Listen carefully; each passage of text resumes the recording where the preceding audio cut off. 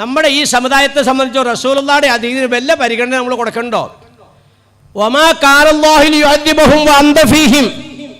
നിങ്ങൾ മനസ്സിൽ കുറിച്ചിട്ടോ ഇത്? നബിയെ നിങ്ങൾ ഒഴിവാക്കിയോ? നിങ്ങൾക്ക് രക്ഷയില്ല. നബി സല്ലല്ലാഹു അലൈഹി വസല്ലം നിങ്ങളുടെ കൂടെ ഉണ്ടോ?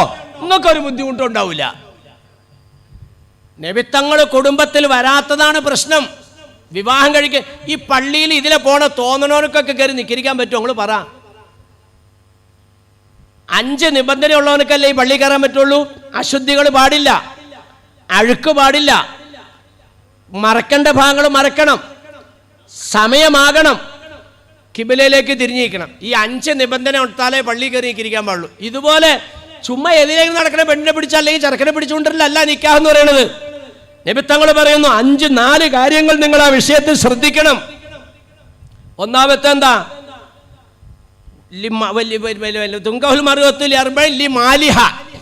കാശുള്ള നോക്കിക്കോ, ഒരു കുഴപ്പമില്ല.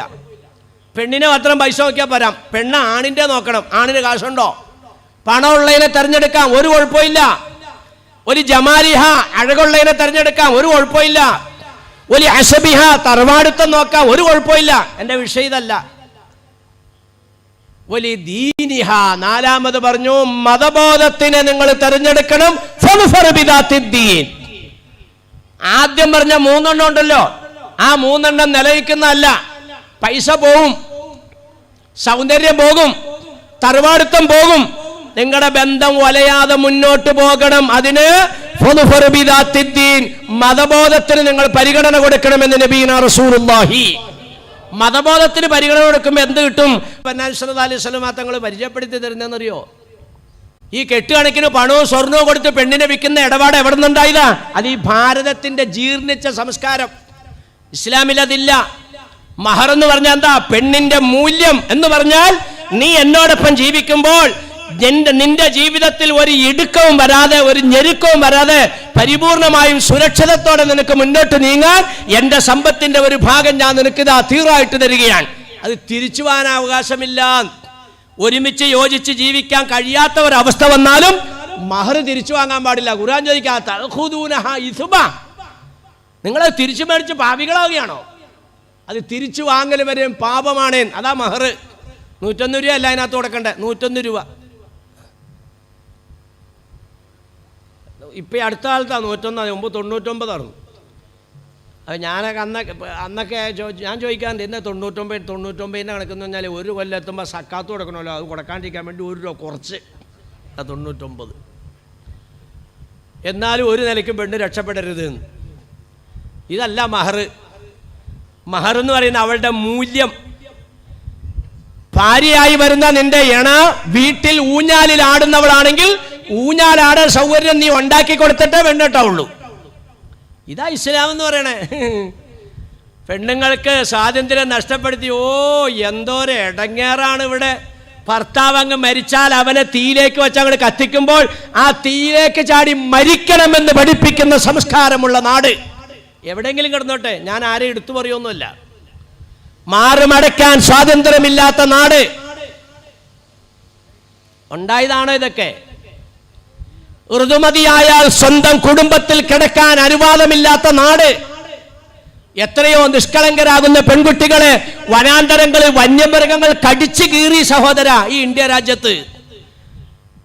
എത്രയോ കാമവെറി പൂണ്ട കശ്മലന്മാർ പിച്ചു ചീന്തി എത്രയോ പെൺകുട്ടികളെ. ഇന്ന് നിലനിൽക്കുകയല്ലേ ഈ ദുരാചാരങ്ങളൊക്കെ? ഇതൊക്കെ മാറ്റിയ സംസ്കാരം ഏതാ? പെൺകുട്ടിക്ക് പിതാവിന്റെ സ്വത്തിൽ അവകാശം ഉണ്ടാക്കി കൊടുത്ത സംസ്കാരം ഏതാ? എൻ്റെ വിഷയം ഇതൊന്നും അല്ല. ഞാൻ പറഞ്ഞു കഴിഞ്ഞപ്പോൾ ഇങ്ങോട്ട് കയറി. ഈ തൂങ്ങിച്ചാവലൊക്കെ കാണുമ്പോൾ ഇതിങ്ങനെ പറയാണ്ടിരിക്കാൻ പറ്റുമോ? എല്ലാ ദിവസവും തൂങ്ങിച്ചാവുകയാണ്.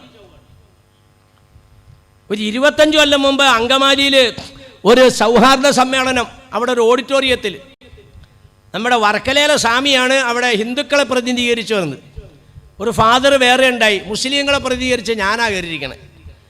ആ സ്വാമി അന്നവിടെ പ്രസംഗിക്കുമ്പോൾ തലേ ദിവസം തൃശ്ശൂര് സാമ്പത്തിക ബാധ്യതയുടെ പേരിൽ ഒരു കുടുംബം ഒന്നടങ്കം ആത്മഹത്യ ചെയ്തിരിക്കുകയാണ്. ഒരു ഹിന്ദു കുടുംബം. 25 കൊല്ലം മുമ്പാ.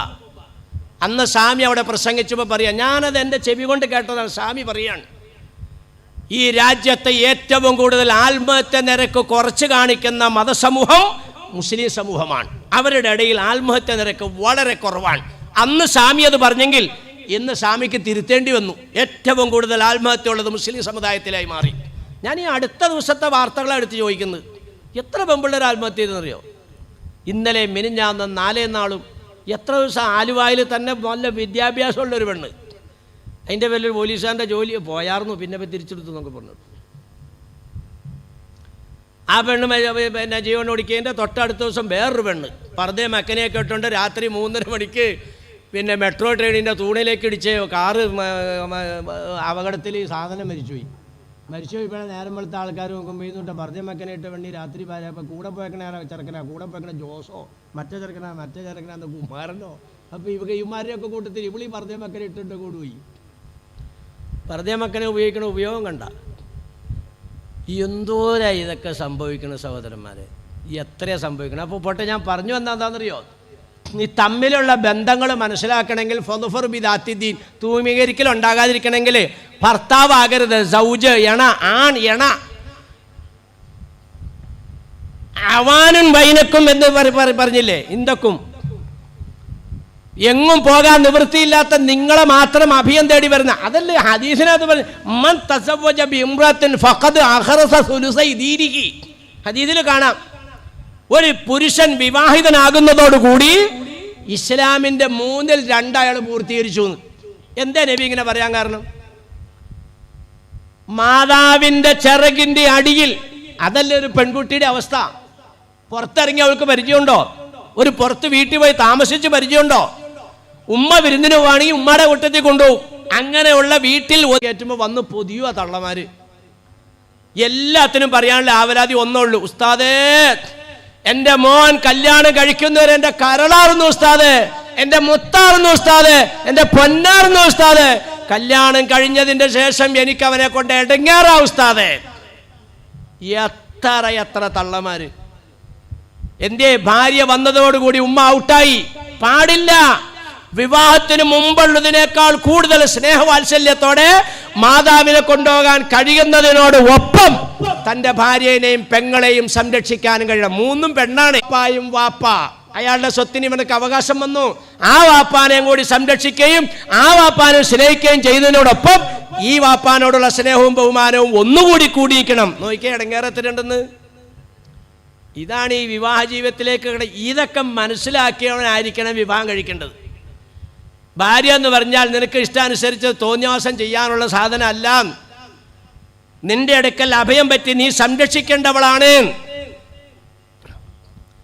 അതുപോലെ തന്നെ ഭാര്യയെ സംബന്ധിച്ച് ഇങ്ങോട്ടും ഒരു പെണ്ണിനോട് നബി സല്ലല്ലാഹു അലൈഹി വസല്ലം തങ്ങൾ എന്താ പറയുക? സൗജഹാ ദഖലത്തിൽ ജന്ന ഔ കമാ ഖാല റസൂലുള്ളാഹി. ഇത്രയേ ഉള്ളൂ ഒരു പെൺകുട്ടിക്ക്. 5 നേരം കൃത്യമായി നിസ്കരിക്കണം. റമദാൻ മാസത്തിലെ നോമ്പ് കൃത്യമായി അനുഷ്ഠിക്കണം.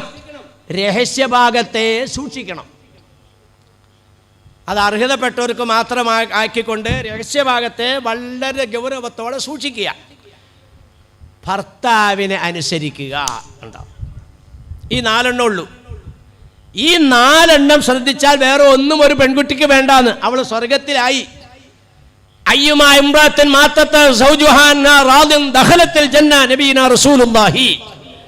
ഏതെങ്കിലും ഒരു സഹോദരി ഭർത്താവിന്റെ തൃപ്തിയിൽ മരണപ്പെട്ടാൽ സ്വർഗത്തിൽ കടക്കും എന്നല്ല, സ്വർഗത്തിലായി നബീന റസൂലുള്ളാഹി. ഇത് മനസ്സിലാക്കുമ്പോൾ ഒരു പെണ്ണിനെ വിഷമിപ്പിക്കുക ഒരു ഭർത്താവ്, ഒരു പുരുഷനെ വേദനിപ്പിക്കുക ഒരു ഭാര്യ. നബിത്തങ്ങളുടെ സ്വഭാവം എന്താ? മിഹനത്തി അഹ്ലി കാനഫി മിഹനത്തി അഹ്ലിഹി ഔ കമാ ഖാല റസൂലുള്ളാഹി. നബിത്തങ്ങൾ വീട്ടിലേക്ക് വന്നാൽ 1-ാം നമ്പർ അടുക്കളപ്പണിക്കാരനാണെന്ന് സയ്യിദത്തുന ബീവി ആയിഷ റളിയല്ലാഹു അൻഹാ. ഇതല്ലേ ഭർത്താവ് എന്ന് പറയുന്ന ആള്? ഡൈനിങ് ടേബിളിൽ നിരത്തി വെച്ച് അങ്ങനെ വെട്ടി മിണുങ്ങണതാണോ ഭർത്താവ്? വീട്ടിലേക്ക് കയറി വന്നാൽ പൊന്നാർ നബിത്തങ്ങൾ 1-ാം നമ്പർ അടുക്കളപ്പണിക്കാരൻ. ഇപ്പൊ കണ്ടോ കുടുംബജീവിതം സന്തോഷമാണോ? വീട്ടിലേക്ക് കയറുമ്പോൾ ചൂലെടുക്കണു, പാത്രം കഴുകണു, തുണി തേക്കണു, തുണി കഴുകണു. ഭാര്യയോട് മനസ്സുകൊണ്ട് പറയുന്നു, എടി നിന്റെ തൊലിയുടെ മിനുസം കണ്ടിട്ടും നിന്റെ ചുണ്ടിന്റെ ചുവപ്പ് കണ്ടിട്ടും നിന്റെ ആങ്ങളുടെ മീശ കണ്ടിട്ടും നിന്റെ ബാപ്പാടെ മസിൽ കണ്ടിട്ടും അല്ലാടി ഞാൻ ചെയ്യണത് എൻ്റെ റസൂലുള്ളാഹിയുടെ പൊരുത്തത്തിനാണ്. ഇതാ നബി നിങ്ങളുടെ അടുത്തുണ്ടോ? ഒരു പ്രശ്നവും. ഞാനിത് നബിത്തങ്ങളുടെ പൊരുത്തത്തിന് വേണ്ടി ചെയ്യുന്ന അള്ളാഹുവിനെ തൃപ്തിയിട്ടാനാണ്. അല്ലാണ്ട് പെണ്ണുമ്പിള്ളയ്ക്ക് വേണ്ടി അല്ലേ ചെയ്യണേ. റസൂലുള്ളാഹിക്ക് വേണ്ടി, അള്ളാഹിന്റെ റസൂലിനെ പൊരുത്തത്തിന് വേണ്ടി ചെയ്യുമ്പോൾ ഭാര്യ ഇണങ്ങി. എണ്ണ തേച്ചു കൊടുക്കുന്നു, കൊഴുമ്പ് നീത്തി കൊടുക്കുന്നു, ഭക്ഷണം ഉണ്ടാക്കി കൊടുക്കുന്നു, വസ്ത്രം കഴുകി കൊടുക്കുന്നു, ചെരുപ്പ് തുടച്ച് കാലയിൽ ഇട്ടു കൊടുക്കുന്നു. എടാ, ഇത് നിന്റെ മീശ കണ്ടിട്ടല്ലാടാ, നിന്റെ തറവാടുത്തം കണ്ടിട്ടല്ലാടാ, എന്റെ മസലിന്റെ തുടുപ്പ് കണ്ടിട്ടല്ലാടാ, എന്റെ റസൂലുള്ളാഹിന്റെ പൊരുത്തനിക്ക് കിട്ടാനാണ് ഭാര്യ. കണ്ട, രണ്ടുപേരും നടുക്ക് നബി സല്ലല്ലാഹു അലൈഹി വസല്ലം വന്നു. അപ്പൊ കുടുംബം സന്തോഷമായോ? ഇതില്ലാത്തോണ്ടിട്ടാ തൂങ്ങിച്ചാവല്, ഇതില്ലാത്തോണ്ടിട്ടാ കൊല്ലല്. അപ്പൊ ഞാൻ പറഞ്ഞു വന്നത് ബഹുമാനികളെ, ദീനുമായിട്ട് സമൂഹം അകന്നു പോയിക്കൊണ്ടിരിക്കുക. ഒരു രക്ഷയും നമുക്ക് കിട്ടാനില്ല. നിങ്ങൾക്ക് രക്ഷ വേണോ? ഇതിനകത്ത് മാത്രമേ രക്ഷയുള്ളൂ. മടങ്ങിക്കോ. നിങ്ങൾ മുസ്ലിമായി ജനിച്ചോ? മുസ്ലിം സമുദായമാണ്. അഭയാർത്ഥി ക്യാമ്പുകളിൽ തിങ്ങി നിറയുന്നത് ആരെയാണ്? മുസ്ലിം സമുദായമാണ്. തടങ്കൽ പാളയങ്ങളിലേക്ക് നീക്കിക്കൊണ്ടിരിക്കുന്നത് ആരെയാണ്? മുസ്ലിം സമുദായത്തിനെയാണ്. പൗരത്വ രേഖയുടെ പേരിൽ പീഡിപ്പിക്കുന്നത് ആരെയാണ്? മുസ്ലിം സമുദായത്തിനെയാണ്.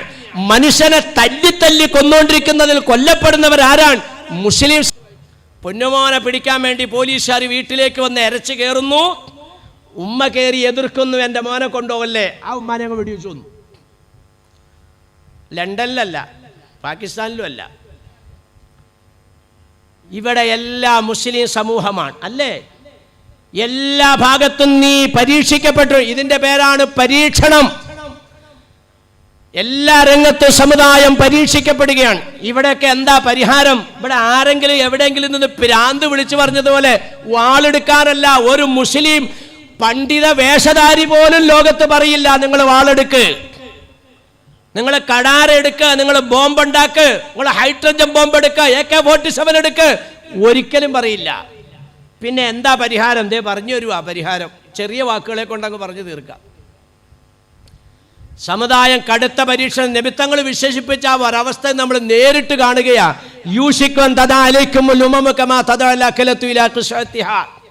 സമുദായത്തിന് വിജ്ഞാനം ഉണ്ടാക്കി കൊടുക്കല. മഹാനായ സയ്യിദ് അവറുകളുടെ ആണ്ടിനോടനുബന്ധിച്ച് ഇവിടെ ബാക്കി കാര്യങ്ങളൊക്കെ നടത്തിയാൽ പോരെ? എന്തിനാണ് ഇതിൻ്റെ സംഘാടകർ ഇമാമൊക്കെ ഈ പരിപാടി സംഘടിപ്പിച്ചത്? ഇതിന്ന് അനിവാര്യമാണ്. ഇങ്ങോട്ട് വന്നില്ലെങ്കിൽ നിൻ്റെയൊക്കെ അടുത്തേക്ക് അങ്ങോട്ട് കൊണ്ടുവിടാന്ന് പറഞ്ഞാൽ ഈ ഉണ്ടാക്കിയേക്കണ സംവിധാനം. കുന്തക്കോല് വെച്ചേക്കണുണ്ടോ? വീട്ടിൽ കിടന്നാലും നിന്നെ കൊണ്ട് വകല് കേൾപ്പിക്കൂടാന്നാണ് പറഞ്ഞതിൻ്റെ അർത്ഥം. ഇവിടെ വന്നിരിക്കണതിൻ്റെ കൂലി വേറെ, വീട്ടിൽ നിൽക്കണവർക്ക് ആ കൂലി കിട്ടൂല. ഇവിടെ കുറേ ദുആയും കാര്യങ്ങളൊക്കെ നടക്കും ഇൻഷാ അല്ലാഹ്. അതൊന്നും ആ വീട്ടിൽ നിൽക്കണവർക്ക് ഇത് ബാധകമല്ല. ഈ മുസ്ലിയാരുടെ ഒടുക്കത്തെ ആവാന്നപ്പോൾ പിരാഗുണ്ടാവും. അത് വന്നിട്ട് കാര്യമില്ല. പണിയെടുക്കണവർക്കല്ലേ കൂലിയുള്ളൂ. നബിത്തങ്ങൾ പറഞ്ഞ 1400 കൊല്ലം മുമ്പ് പറഞ്ഞ ആ അക്ഷരം പ്രതിയുള്ള അനുഭവമല്ലേ ഇപ്പം നമ്മൾ കാണണം. യൂഷിക്കുവൻ തദാലേക്കും മുല്ലുമു കമാ തദാൽ അഖിലത്തു ഇലാ കൃഷ്ണത്തിഹ. വിശന്ന് വലഞ്ഞ കുറേ ആളുകൾ. പെട്ടെന്ന് നിർത്തിക്കൊള്ളട്ടോ, നിങ്ങളേറെ വിഷമിപ്പിക്കില്ല. അല്ലാഹു സുബ്ഹാനഹു വ തആല ഈ പ്രതികൂല കാലാവസ്ഥയിലും ഈ മഹാന്മാരാകുന്ന ശുഹദാക്കളുടെയും മഹാനായ വലിയുള്ളാൻ്റെയും ഹളറത്തിൽ സംഘടിപ്പിച്ച ഈ മജ്ലിസിലേക്ക് ബുദ്ധിമുട്ട് സഹിച്ച് എത്തിച്ചേർന്ന മുഴുവൻ അള്ളാഹുവിൻ്റെ അടിയാറുകളായ നിങ്ങളെയും ഓരോ ചവിട്ടടിക്കും, ഏറ്റവും കൂടുതൽ ദൂരത്ത് വന്നവർക്ക് അങ്ങനെ ഓരോ ചവിട്ടടി അനുസരിച്ചും അള്ളാഹുവേ ഇതുങ്ങൾക്ക് നീ പ്രതിഫലം ഏറ്റി കൊടുക്കണേ തമ്പുരാനെ, അസ്വസ്ഥതകൾ മാറ്റി കൊടുക്കണേ പഠിച്ചവനെ. ഇവിടെ വന്നിരിക്കുന്നവർ രോഗങ്ങളെ കൊണ്ടോ അല്ലെങ്കിൽ സാമ്പത്തികമായ വിഷമങ്ങളെ കൊണ്ടോ അല്ലെങ്കിൽ കുടുംബത്തിലെ അസ്വസ്ഥതകളെ കൊണ്ടോ മാനസിക ശാരീരിക അസ്വസ്ഥതകൾ സാമ്പത്തിക അസ്വസ്ഥതകൾ ആർക്കെങ്കിലും ഉണ്ടെങ്കിൽ അള്ളാഹുവെ ഇവിടെ അടങ്ങിയിരിക്കുന്ന മഹാന്മാരുടെ ഹക്ക് ജാഹു വർക്കത്തുണ്ട് അങ്ങനെ ദ്വാരക്കണം. അങ്ങനെയൊക്കെ ദ്വാരക്കേണ്ട അവസ്ഥയിലേക്ക് കാര്യങ്ങൾ എത്തിക്കൊണ്ടിരിക്കുക. ഞാൻ എത്ര വേണമെങ്കിലും എൻ്റെയൊക്കെ അനുഭവങ്ങളും തെളിവുകളൊക്കെ ഇവിടെ നിന്ന് പറഞ്ഞുതരാം. അള്ളാൻ്റെ അനുഗ്രഹത്താൽ എൻ്റെ ഉസ്താദന്മാരുടെ ഗുരുത്വം കൊണ്ട് എനിക്ക് പറയാൻ കഴിയും. ഞാൻ ഇതിലേക്കൊന്നും പോണില്ല. മഹാന്മാരുടെ ബർക്കത്തുണ്ട്, ഇവരുടെ മഹത്വം കൊണ്ട് അങ്ങനെ തന്നെ. അള്ളാഹുവെ ഈ ഇരിക്കുന്നവരുടെ മുഴുവൻ നേരത്തെ സൂചിപ്പിച്ച എല്ലാ അസ്വസ്ഥതകളും ഈ വന്നതിൻ്റെ ബർക്കത്തുകൊണ്ട് ഇവിടെ കിടക്കുന്ന മഹാന്മാരുടെ മഹത്വം കൊണ്ട് അള്ളാഹ് നീ സലാമത്ത് കൊടുത്ത് അനുഗ്രഹിക്കണേ തമ്പുരാനെ. വിശന്ന് വലഞ്ഞ കുറേ ആളുകൾ, അവർ പല അഭിപ്രായക്കാരാ, പല ആദർശക്കാരാ, പല ആശയക്കാരാണ്. വിശന്ന് വലഞ്ഞിരിക്കുമ്പോൾ അവരുടെ മുന്നിലേക്ക് ഒരു ഭക്ഷണത്തിനകത്ത് നിറയെ പാത്രത്തിലേക്ക് ഭക്ഷണം കിട്ടി. ഈ ഭക്ഷണപാത്രം അവരുടെ മുമ്പിൽ കൊണ്ടുവന്ന് വെച്ചിരിക്കുകയാണ്. നബിത്തങ്ങൾ ഉദാഹരണം പറയാം. ആ പാത്രത്തിലിരിക്കുന്ന ഭക്ഷണത്തിൻ്റെ അവസ്ഥയിലേക്ക് ഈ സമുദായം എത്തിച്ചേരുന്ന ഒരു കാലഘട്ടം വരുമെന്ന് നബിയുനാ റസൂലുള്ളാഹി. എന്ന് പറഞ്ഞാൽ ചുറ്റുമിരിക്കുന്നവർ പല അഭിപ്രായക്കാരാ. ഒരാൾ പറയും 3 ദൈവമാണ് ഉള്ളത്, വേറൊരാൾ പറയും 33 ദൈവമാണ് ഉള്ളത്, വേറൊരാൾ പറയും അല്ല ആ ദൈവങ്ങളൊന്നുമല്ല ഈ ദൈവ ശരി. ഇങ്ങനെ പല ദൈവങ്ങളെ പറ്റി പറയുന്നവരതിനകത്തുള്ളത്. പരസ്പരം അങ്ങോട്ടും ഇങ്ങോട്ടും ദൈവത്തിൻ്റെ പേര് തല്ലുപിടിക്കുന്നവരും ഇതിനകത്തുണ്ട്. പക്ഷേ എല്ലാവർക്കും വിശപ്പാണ്. ഈ വിശക്കുന്നവർക്ക് ഈ ദൈവത്തിൻ്റെ പേരിലുള്ള അഭിപ്രായ വ്യത്യാസങ്ങളും വിഷയങ്ങളും അല്ല അപ്പം അജണ്ട. പിന്നെ വിശപ്പിൻ്റെ പരിഹാരം കാണുക. വിശന്നവരുടെ പരിഹാരമാർഗം എന്താ? തിന്നാ കുടിക്കുക. അതാണ്. ഇങ്ങനെ ചുറ്റും വിശന്നിരിക്കുന്ന ആളുകൾ ഈ ഭക്ഷണത്തളികയിൽ നിന്ന് ഭക്ഷണമെടുക്കുന്ന അവസ്ഥയിലേക്ക്, ആ ഭക്ഷണത്തിൻ്റെ സ്ഥാനത്തേക്ക് സമുദായം എത്തുന്ന കാലഘട്ടം എന്ന് പറഞ്ഞാൽ ലോകത്തുള്ള എല്ലാവരും നിങ്ങൾക്കെതിരാകുന്ന ഒരു കാലഘട്ടം വരുമെന്ന് നബീന റസൂലുള്ളാഹി. ഇന്നങ്ങനെയാണോ? 2 രാഷ്ട്രത്തലവന്മാർ ഒരുമിച്ച് കൂടിയാൽ അവരാദ്യം വെക്കണ കരാർ എന്താണെന്നറിയോ? തീവ്രവാദം അമർച്ച ചെയ്യാൻ ഒരുമിച്ച് പോരാടാം. ഏതായി തീവ്രവാദം? എന്താണ് ഈ തീവ്രവാദം? ഇവിടെ കുരിശുമാല ഇട്ടവൻ ബോംബ് പൊട്ടിച്ചാൽ തീവ്രവാദമാവില്ല. ചന്ദനക്കുറി തൊട്ടവൻ ബോംബ് പൊട്ടിച്ചാൽ തീവ്രവാദമാവില്ല. കുടുമി വെച്ചവൻ ബോംബ് പൊട്ടിച്ചാൽ തീവ്രവാദമാവില്ല. കൃഫാൻ വെച്ചവൻ ബോംബ് പൊട്ടിച്ചാൽ തീവ്രവാദമാകില്ല. താടിയും നിസ്കാരത്തയമ്പുമുള്ളവൻ തീവ്രവാദിയാണ്. നമസ്കാരത്തയമ്പും ഫർദായും ഹിജാബുമുള്ളവൾ തീവ്രവാദിനിയാണ്. ഇതല്ലേ ഇന്ന് ലോകത്തിന്റെ ചിത്രം അല്ലേ? അപ്പൊ തീവ്രവാദം അമർച്ച ചെയ്യുക എന്ന് പറഞ്ഞാൽ മുസ്ലിം സമുദായത്തെ ഇല്ലാതാക്കാൻ ഒരുമിച്ച് പോരാടാം. അതാണ് അതിൻ്റെ നേർക്ക് നേരമായന. 2 രാഷ്ട്രത്തലവന്മാർ ഒരുമിച്ച് കൂടിയാൽ ആദ്യം വെക്കുന്ന കരാർ ഇതാണ്: തീവ്രവാദം അമർച്ച ചെയ്യാൻ ഒരുമിച്ച് പോരാടാം. ഇങ്ങനെ ആഗോളതലത്തിൽ എല്ലാവരും നിങ്ങൾക്ക് എതിരാകുന്ന ഒരു കാലഘട്ടം, എല്ലാവരും ഒരുമിച്ച് ഒരു ഭാഗത്ത്, നിങ്ങൾ മാത്രം മറുഭാഗത്ത്. അങ്ങനെയുള്ളൊരവസ്ഥയല്ലേ? ജൂത, നസാറ, മജൂസികൾ, സിഖുകാർ എന്ന് വേണ്ട ലോകത്തുള്ള മുഴുവൻ മനുഷ്യവിഭാഗങ്ങളും മതവിഭാഗങ്ങളും മുസ്ലിം സമുദായത്തിനെതിരായി. ചിലർ പറയും അത് നിങ്ങളുടെ കയ്യിലിരിപ്പോണ്ടിട്ടാണ്. കാക്കാമാരെ, നിങ്ങളുടെ കയ്യിലിരിപ്പോണ്ടിട്ടല്ലേ ബാക്കി എല്ലാവരും നിങ്ങൾക്കെതിരായത്? അല്ലടോ, പിന്നെ ഇവരുടെ കയ്യിലാണ് നീതി, മുസ്ലിമിന്റെ കയ്യിലാണ് സത്യം, മുസ്ലിമിന്റെ ഭാഗത്താണ് ധർമ്മം, മുസ്ലിമിന്റെ ഭാഗത്താണ് യുക്തി, മുസ്ലിമിന്റെ ഭാഗത്താണ് ബുദ്ധി. ഇതെല്ലാം മുസ്ലിമിന്റെ ഭാഗത്താകുമ്പോൾ മറുഭാഗത്ത് ഇതിന്റെ എല്ലാം നേരെ എതിരാണ്. നിങ്ങൾക്ക് വിശ്വസിക്കാൻ പറ്റണില്ല അല്ലേ? ഞാൻ 1-2 ഉദാഹരണങ്ങൾ പറഞ്ഞുതരാം, അപ്പൊ നിങ്ങൾക്ക് വിശ്വാസമാവും. ഇത് ഇന്നുള്ളതല്ലടോ. ഈ മുസ്ലിം സമുദായം ലോകത്ത് ന്യൂനപക്ഷമായി ഒറ്റപ്പെടുക എന്നുള്ളത് ഇന്ന് തുടങ്ങിയതൊന്നും അല്ല. ഇന്ന് അതിന്റെ മൂർധന്യാവസ്ഥയിലേക്ക് എത്തി നിൽക്കുന്നു എന്ന് മാത്രം. ഇത് മുമ്പേ ഉള്ളതാ. അതാ ഖുർആനിന്റെ പരാമർശം. ഇത് അൻതും ഖലീലും മുസ്തദഅഫൂന ഫിൽ അർളി തഖാഫൂന യതഖത്തഫകുമുൻ നാസ് ഫആവാകും വഅയ്യദകും ബിനസ്രിഹി വറസഖകും മിനത് ത്വയ്യിബാതി ലഅല്ലകും തസ്കുറൂൻ. മനുഷ്യരെ, നിങ്ങൾ മനസ്സിലാക്കണം, ലോകത്ത് മുസ്ലിം സമുദായം എന്നും ന്യൂനപക്ഷമാണ്. സത്യം പറയുന്നവർ ന്യൂനപക്ഷമാ, അസത്യം പറയുന്നവർ ഭൂരിപക്ഷമാ. നീതി നടപ്പിലാക്കുന്നവർ ന്യൂനപക്ഷമാ, അനീതി നടപ്പിലാക്കുന്നവർ ഭൂരിപക്ഷമാ. സമാധാനം ആഗ്രഹിക്കുന്നവർ ന്യൂനപക്ഷമാ, സംഘർഷം ആഗ്രഹിക്കുന്നവർ ഭൂരിപക്ഷമാ. സ്വർഗത്തിൻ്റെ അവകാശികൾ ന്യൂനപക്ഷമാ, നരകത്തിൻ്റെ അവകാശികൾ ഭൂരിപക്ഷമാ. ഖുർആൻ പറയുന്നത്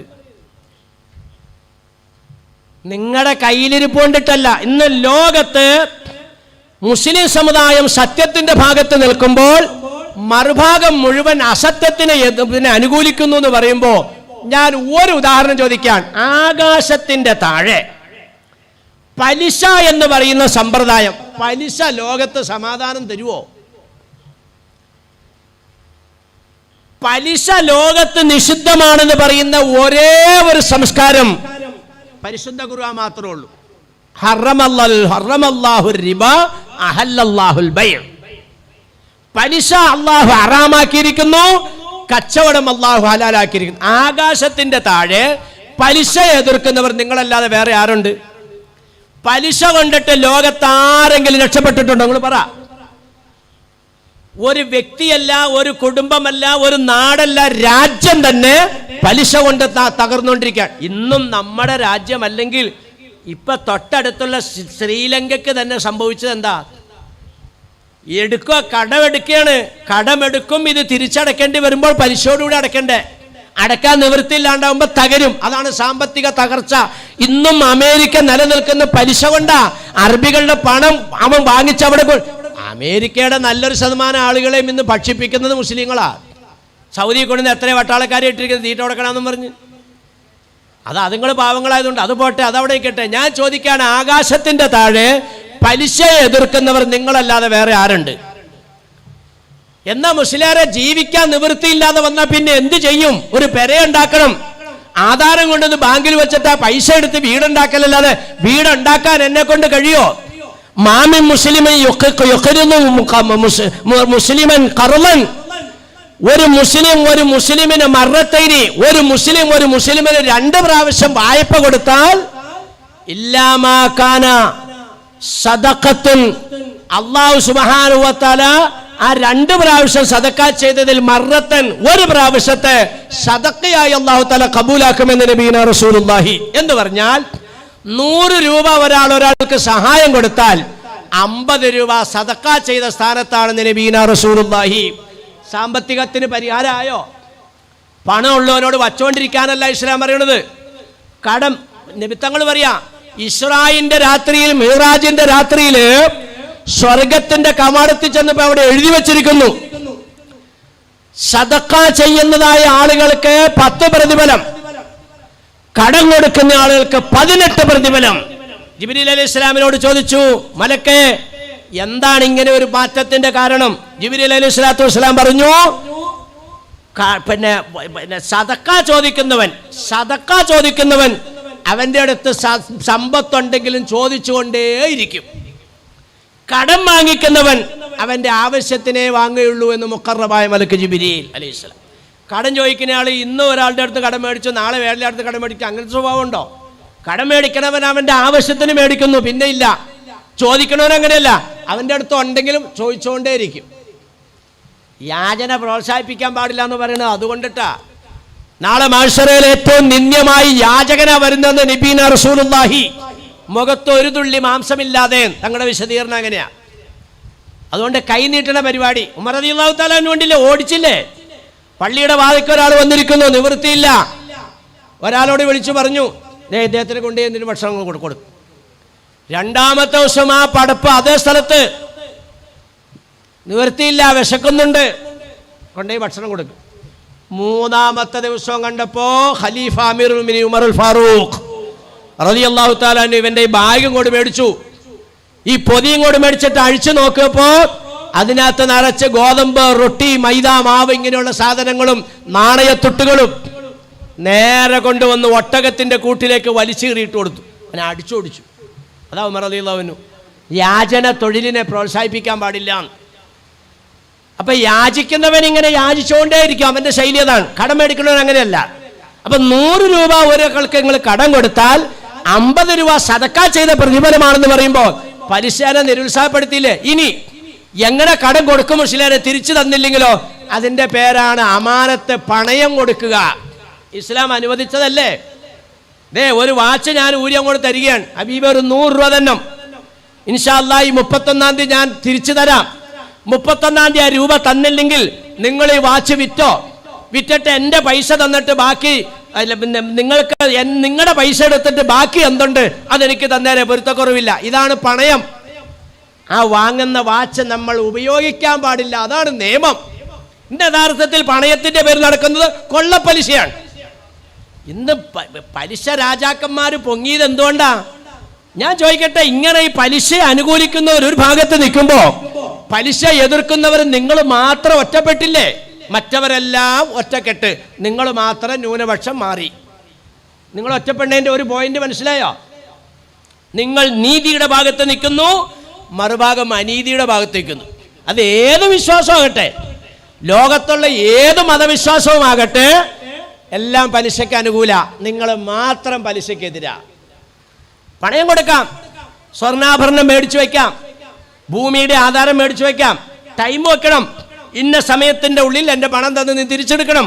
തിരിച്ചെടുത്തില്ലെങ്കിൽ ഞാൻ ഈ സ്വർണ്ണാഭരണം വിൽക്കും. അതെ, അതിന് ഞാൻ സമ്മതമാണ്. എഴുതണം. സ്വർണ്ണാഭരണം നിങ്ങൾ കൊണ്ടുപോയി വിൽക്കണം. നിങ്ങളുടെ പണം എടുക്കണം, ബാക്കി പൈസ നിങ്ങൾ കൊടുക്കണം. ആ സ്വർണ്ണാഭരണം നമുക്ക് ഉപയോഗിക്കാൻ പാടില്ല. വീട് പണയം തന്നാൽ ആ വീട് നമുക്ക് ഉപയോഗിക്കാൻ പാടില്ല. ഇതാണ് വിഷയം. അപ്പൊ അത് പലിശയായിട്ട് മാറും. ഇന്ന് യഥാർത്ഥത്തിൽ പണയവും ഹറാമായി. അപ്പൊ പണയം കൊടുത്തുകൊണ്ടിട്ട് കടം കൊടുക്കാം. കടം കൊടുക്കുന്നതിനെ ഇസ്ലാം പ്രോത്സാഹിപ്പിച്ചുകൊണ്ട് സാമ്പത്തിക ഞെരുക്കത്തിനെ സമൂഹത്തിന്റെ ഇടയിൽ ഇല്ലാതെയാക്കി കളയാൻ. ഇതല്ല ഈ ലോകത്തുള്ള 2.5% സക്കാത്ത് കൊടുക്കണമെന്ന് പറഞ്ഞ് ലോകത്ത് ദാരിദ്ര്യ നിർമ്മാർജ്ജനത്തിന്റെ സാഹോദര്യവും സമത്വവും വിഭാവന ചെയ്യുന്നത് നിങ്ങളല്ലാതെ വേറെ ആരാ ഉള്ളത്? ഇവിടെ വേറെ ഏത് മതക്കാരൻ കാശുണ്ടാക്കിയാലും അവന്റെ പോക്കറ്റിലിരിക്കും. നീ കാശുണ്ടാക്കിയാൽ നിന്റെ പോക്കറ്റിൽ വെക്കാൻ പാടില്ല. 100 രൂപയ്ക്ക് 2.5 രൂപ ഇങ്ങോട്ട് മാറ്റിക്കൊള്ളും, ബാക്കി 97 രൂപ എടുക്കാം. ആ 2.5 രൂപ സാധുവിന്റെ അവകാശമാണ്. അത് ഔദാര്യമായിട്ട് കൊടുക്കണമല്ല, അവന്റെ അവകാശമാണ്. ഇങ്ങനെ പറയുന്ന ഒരു മതം എവിടെയുണ്ട്?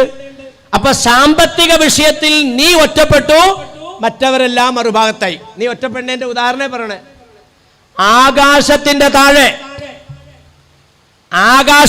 താഴെ വ്യഭിചാരത്തിനെ എതിർക്കുന്ന ഒരേ ഒരു സംസ്കാരം നിന്റേതല്ലാതെ വേറെ ലോകത്തൊന്നുമില്ല. വ്യഭിചാരത്തിലേക്ക് അടുക്കല്ലേ എന്ന് പറഞ്ഞാൽ പ്രത്യേകം പരിശുദ്ധ ഖുർആൻ പറയുന്നു, കുല്ലിൽ മുഅ്മിനീന യഗ്ളൂ മിൻ അബ്സാരിഹിം കുല്ലിൽ മുഅ്മിനാത്തി യഗ്ളൂന മിൻ അബ്സാരിഹിന്ന. പുരുഷന്മാരെ, സ്ത്രീകളെ, നിങ്ങൾ പരസ്പരം അന്യവരാണെങ്കിൽ തമ്മിൽ നോക്കാൻ പോലും പാടില്ല. അന്നദറു സഹമും മിൻ സിഹാമി ഇബ്ലീസ് അന്നദറതു സഹമും മസ്മൂമും മിൻ സിഹാമി ഇബ്ലീസ്. നിങ്ങൾ ഒറ്റപ്പെടുന്നതിന്റെ ഉദാഹരണങ്ങൾ ഞാൻ ചുമ്മാ 2-3 പറയണുള്ളൂ. നിന്റെ കയ്യിലിരിപ്പുണ്ടാടാ മുസ്ലിമെ നിന്നെ ഒറ്റപ്പെടുത്തേക്കണേ. ബാക്കി എല്ലാവരും നല്ലതാന്ന് ഇവിടെ ആരെങ്കിലും പറയുന്നുണ്ടെങ്കിൽ നീ നല്ലതല്ലടാ. നീ കൊള്ളരുതായ്മയിലാ നിൽക്കുന്നത്. മുസ്ലിം എല്ലാം നല്ലതിലാ നിൽക്കുന്നത്. നല്ലതിനെ എതിർത്തുകൊണ്ടിട്ടാണടാ നീ മുസ്ലിം ഉമ്മത്തിനെ ഒറ്റപ്പെടുത്തേക്കണെന്ന് മനസ്സിലാക്കി കൊടുക്കണം. ഇന്ന് എന്താ ഈ സോഷ്യൽ മീഡിയ എന്നെ വലിയ പ്രശ്നമാണ്. നേരത്തെ ഇവിടെ കത്തീഫ്സ പറഞ്ഞില്ലേ, എനിക്കിത് ഇഷ്ടമുള്ള കാര്യമൊന്നും അല്ലായിരുന്നു. ഈ പടുപ്പുകൾ ഇങ്ങനെ പിടിച്ചോണ്ട് പോകും. അവസാനമാണ് ഞാനിത് അറിയണത്, ഇതിങ്ങനെയൊക്കെ നടക്കുന്നുണ്ട്. ഞാൻ ആദ്യം ഒന്നും അറിഞ്ഞില്ല അത് പിടിച്ചോണ്ട് പോകണമെന്നും. പിന്നെ പറയുകയാണ് ഉസ്താദിൻ്റെ പ്രസംഗം അവിടെ ഉണ്ടല്ലോ ഇവിടെ ഉണ്ടല്ലോ എന്നും. പിന്നെ നോക്കിയപ്പോൾ ഒരു രക്ഷയില്ല. ആദ്യമൊക്കെ കമ്മിറ്റിക്കാരെ വിളിച്ച് പറയുമായിരുന്നു വഴുത് ബുക്ക് ചെയ്യുമ്പോൾ, എൻ്റെ പടം വെക്കണ്ട കേട്ടോ, എൻ്റെ പടം വെച്ചിട്ടുള്ള മനുഷ്യന്മാരെ കൂടെ അടുപ്പിക്കാണ്ടിരിക്കാം. കാരണം മൊയിലാരുടെ സൗന്ദര്യം കണ്ടിട്ടൊന്നും അല്ല ആൾക്കാർ വന്ന്. അപ്പോൾ ഈ വയസ്സണി നരച്ചു വരച്ചിങ്ങനെ ഇരിക്കുന്നതിൻ്റെ പടമൊന്നും നിങ്ങൾ വെക്കണ്ട എന്ന് പറഞ്ഞാൽ അതിൻ്റെ നിയമപ്രകാരമുള്ള വശം വെച്ചാൽ ഞാൻ വെക്കണ്ടെന്ന് പറയണേ. ഇപ്പോൾ ഒരു രക്ഷയില്ല. കാരണം നമ്മളാരും ഫോട്ടോ എടുക്കണ്ട, ഇതിൽ നിന്ന് എടുത്തിട്ട് ഇങ്ങോട്ട് വെക്കുകയാണ്. ചില മൈക്ക് തിന്നുകൊണ്ടിരിക്കുകയാണ്. ചില മൈക്കിന് ഉമ്മം വെച്ചുകൊണ്ടിരിക്കുന്നു, ചില വാ വിളിച്ചിരിക്കുന്നു, ചില കയ്യും കാലും ഒക്കെ പിടിച്ചോണ്ട് പല കോലാപ്പം. ഇത് ആരെ കൊണ്ട് പറ്റും ഇതൊക്കെ നിയന്ത്രിക്കാൻ? വെക്കണവർ വെക്കട്ടെ, അതിൻ്റെ ശിക്ഷ അവരെ വെക്കട്ടെ. അങ്ങനെ എടുക്കുന്നതിൻ്റെയും വെക്കുന്നതിൻ്റെയും ഈ വെക്കപ്പെടുന്ന ആളുടെ പൊരുത്തം ഇല്ലെങ്കിലാണ് നമ്മൾ രക്ഷപ്പെടുക. ഞാൻ ഇഷ്ടപ്പെടുകയാണ് അങ്ങനെ വെക്കാൻ, അപ്പം ഞാൻ രക്ഷപ്പെടില്ല, ഞാൻ കഷ്ടപ്പെടും. എനിക്കതിനകത്ത് ശിക്ഷയുണ്ട്. എനിക്കതുമായിട്ടൊരു ബന്ധമില്ല, എനിക്കതിനകത്ത് പൊരുത്തമില്ല. നമുക്കൊരു കുഴപ്പമില്ല, എതിലെങ്കിലും വെച്ചോട്ടെ, എടുക്കോ കൊണ്ടുപോവോ വയ്ക്കോ എന്തും ചെയ്തോട്ടെ. ഞാനിപ്പം വലിയ ബഹാന എന്നുള്ള ശൈലിയിലല്ല ഈ പറഞ്ഞത്. നമ്മളെക്കൊണ്ട് പറ്റുന്നതൊക്കെ സൂക്ഷിക്കാൻ സഹോദരന്മാരെ അത്രേ ഉള്ളൂ. അല്ലെ ഞാൻ നിങ്ങളെക്കാളും മോശപ്പെട്ട ആളാണ്, നല്ല ആളാന്നല്ല ഈ പറയണത്. നമ്മളെക്കൊണ്ട് പറ്റുന്നിടത്തോളം സൂക്ഷിക്കുക. വത്തഖുല്ലാഹ മസ്തതഅ്തും. നിങ്ങളിവിടെ ഒന്ന് ശ്രദ്ധിച്ചേ, ഈ ആകാശത്തിൻ്റെ താഴെ അന്യ സ്ത്രീ പുരുഷന്മാർ തമ്മിൽ കാണരുത് എന്ന് പറഞ്ഞാൽ കാണൽ കൊണ്ടിട്ടാണ് പ്രശ്നമെന്ന്. തമ്മിൽ കാണുമ്പോൾ കണ്ണുടക്കി ആണ് അങ്ങോട്ട് നോക്കുന്നതിനേക്കാൾ ഗൗരവം പെണ്ണ് ഇങ്ങോട്ട് നോക്കല്. തങ്ങളുടെ ഭാഷ ഉണ്ടോ? അന്നദറതു സഹമും മസ്മൂമും മിൻ സിഹാമി ഇബ്ലീസ്. ആണിന്റെ നോട്ടത്തിന് വലിയ ഗൗരവം കൊടുത്തില്ല. ആണിന്റെ നോട്ടം നബിത്തങ്ങൾ പറഞ്ഞു അന്നദറു സഹമും മിൻ ഇബ്ലീസ്. ആണിന്റെ നോട്ടം ശൈത്താനിന്റെ അമ്പ്, പെണ്ണിന്റെ നോട്ടം സഹമും മസ്മൂമും മിൻ സിഹാമി ഇബ്ലീസ്. കണ്ടോ, രണ്ടും തമ്മിൽ വ്യത്യാസമുണ്ട്. പെണ്ണിന്റെ നോട്ടം വിഷം നിറച്ച അമ്പ്, ആണിന്റെ നോട്ടം അമ്പ്, അതിനകത്ത് വിഷമില്ല എന്ന് പറഞ്ഞാൽ ആണിന്റെ നോട്ടത്തിൽ വലിയ കാര്യമൊന്നുമില്ല. ഇങ്ങനെ നോക്കിയോണ്ട് ഇങ്ങനെ നടക്കും. അത് അവിടെ നവീസ, അവിടെ പാത്തുമ്മ, അവിടെ ഷരീഫ, അവിടെ കയ്യാമ, അവിടെ പാത്തുമ്മ, അതിനൊക്കെ ഇതിനെ കെട്ടാനല്ല. ഇങ്ങനെ ഉമ്മ നോക്കല് തന്നെ, അതിലൊരു കാര്യമില്ല. ചുമ്മാ ഈ ചില്ലപ്പട്ടി കുറച്ചുകൊണ്ട് നടക്കണമായിരിക്കും. കഴുത്തൽ വെറ്റില്ലാത്ത പട്ടിയിലേക്ക് കുറച്ചുകൊണ്ട് നടന്ന ആൾക്കാർ ചെന്ന് നോക്കുക, എൻ്റെ ഉള്ളിൽ പട്ടി കുറയ്ക്കണമെന്നില്ല, അതിൻ്റെ പണി അത് കുറച്ചിങ്ങനെ പോകും. ആ സ്ഥാനത്ത് അങ്ങോട്ട് നോക്കുമ്പോൾ പെണ്ണ് ഇങ്ങോട്ട് തിരിച്ചു നോക്കിയാലോ കുടുങ്ങി. അതാണ് ഇങ്ങോട്ട് തിരിച്ചു നോക്കിയപ്പോൾ ഇവന്റെ ഉള്ളിൽ വിഷം കയറി. അതാ സഹമും മസ്മൂമുൻ മിൻ സിഹാമി ഇബ്ലീസ്. പെണ്ണ് തിരിച്ചു പോയി കഴിഞ്ഞപ്പോൾ സംഗതി മാറി. അപ്പം തന്നെ ഇവൻ സമയം നോക്കും. ഓ 10:10 നാളെ 10 മണിക്ക് ഇവിടെ വന്ന കശീനെ കാണാം. ഉണ്ടാ പെണ്ണിൻ്റെ പിന്നിൽ ഞൊണ്ടി നിന്നാൽ തെണ്ടി, നേരിട്ട് കണ്ടാലുണ്ട് കുണ്ടാമണ്ടി. കണ്ടിട്ടിരിക്കാൻ നേർച്ചയാണ് രണ്ടും, കാന്തം ഇരുമ്പും ബന്ധമാണ് പണ്ടും. മഹാനായ തഴവ ഉസ്താദിൻ്റെ പിന്നാലെ സിറാത്ത് കിടക്കാൻ ഈ മഴയത്തി രാത്രിയിൽ അല്ലാഹ് ഈ മജ്ലിസ് സമ്മേളിച്ച ഞങ്ങൾക്കും ഞങ്ങളുടെ കുടുംബാദികൾക്കും ഭാഗ്യം തരണ റഹ്മാനേ. ഈ കേരളത്തിൽ ഒറ്റ വഴുതനില്ല ഈ തഴവ ഉസ്താദിൻ്റെ 2 വരിയെങ്കിലും പാടാത്തൊരു വഴുതൻ. എനിക്ക് തോന്നുന്നുള്ള ഉണ്ടാവും. വല്ല അർത്ഥം പറഞ്ഞാലോ ഒരു അർത്ഥം വേണ്ട, കേട്ടാ അപ്പം തന്നെ മനസ്സിലാവും. പെണ്ണിൻ്റെ പിന്നിൽ ഞൊണ്ടി നിന്നാൽ തെണ്ടി, നേരിട്ട് കണ്ടാലുണ്ട് കുണ്ടാവണ്ടി. കുണ്ടാവണ്ടിയായില്ലേ? കണ്ടിട്ടിരിക്കാൻ നേർച്ചയാണ് 2 നാളെ 10 മണിക്ക് വരാം. ഉണ്ടാ നേർച്ചയാക്കി. കാന്തം ഇരുമ്പും ബന്ധമാണ് പണ്ടും. കാന്തത്തിൻ്റെ അടുത്തേക്ക് ഇരുമ്പ് വെച്ചാലും ഇരുമ്പിന് കാന്തം വെച്ചാലും ഓക്കെയാ, 2 മുട്ടും. ഇത് വ്യഭിചാരത്തിന്റെ തുടക്കമാണ്. അതാ നബി തങ്ങൾ പറയണേ, നോക്കല്ലേ. നോക്കിയപ്പോ കണ്ണു കുടുങ്ങി. പിറ്റേ ദിവസം വന്നു, പരസ്പരം ഒന്ന് മിണ്ടി. അടുത്ത ദിവസം കണ്ടു, മിണ്ടി, ഒന്ന് തൊട്ടു. ഏറ്റവും കൂടുതൽ അപകടത്തിൽപ്പെടുന്നത് മുസ്ലിം പെൺകുട്ടികളാണ്. ഇവിടെ മാതാപിതാക്കളുണ്ടെങ്കിൽ ഞാൻ നിങ്ങളോട് പറയുന്നു, പെൺകുട്ടികളുള്ള ഉമ്മായി ഉപ്പായി ഇവിടെ ഉണ്ടെങ്കിൽ ഞാൻ പറയുന്നു, മക്കളെ കലാലയങ്ങളിലേക്ക് വിടുമ്പോൾ ചുമ്മാ അങ്ങ് വിടല്ലേ. ഇടയ്ക്ക് നിങ്ങൾ ഒരു വേഷം മാറിയിട്ട് അല്ലെങ്കിൽ വല്ല കോട്ടൊക്കെ ഇട്ട് മോള് ബസ് കാത്തു നിൽക്കുന്ന ആ സ്റ്റോപ്പിൽ കൂടെ ചുമ്മാ ഒന്ന് പോണം.